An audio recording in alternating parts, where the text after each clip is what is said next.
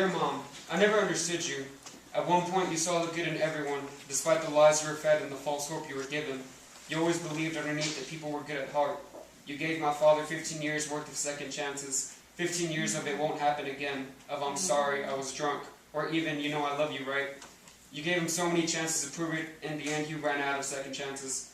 I would ask you constantly with tears streaming down my face, why don't you just leave him, he is such an evil person. You would respond through your busted cut lip and your swollen eyes with, don't say that, he is your father. You were too nice to him. Every time he needed a shoulder to cry on, you were there for him.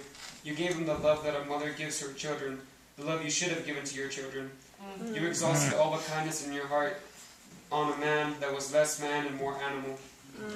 You got the courage to leave. You finally said enough was enough. But you changed. No longer were you the mother of my childhood, but another monster in my nightmares. You started realizing that the fun that you could find at a bar. You began experiencing the rush from a white powder. You began to hate us because we were ignorant of your fun and all the things you wanted to do. I still remember you telling me that one day I would burn in hell next to my father. That plain, emotionless face, it cut at me like daggers, cold daggers on my skin. As if that weren't enough, your words grabbed my heart and stomped on it repeatedly.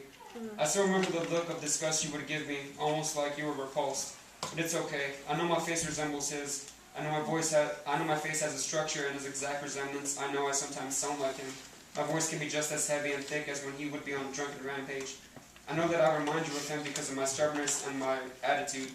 I know you hate me for it. You don't need to tell me what I already know. Every time you called me Antonio, you were not talking to me. It was what you wished you had the courage to say to him. But it's okay. I know at one point I was what you loved the most. You hugged me and cared for me and told me you would always be there. But where are you now? Now that the devil is gone, you stopped being the angel sent by God that you once were. You were the beacon of hope and light in our darkest time. A light that is now broken and needs to replace its bulb. One day you told me that I was a miracle child because my dad had tried to beat me out of you. That he kicked you in your gut with steel-toed boots when you were pregnant with me. That I was some act of God. I went from prized possession to resented and hated burden. You fed me the lies that I was a miracle at 10. You convinced me that I was some precious gem in your collection of jewelry. Then at 15 you told me you should have let my dad kill me while I was in your womb. You persuaded me to believe that I was the mold in your house. That I was a black stain on the white tile floor that you couldn't remove no matter how many chemicals you poured onto it.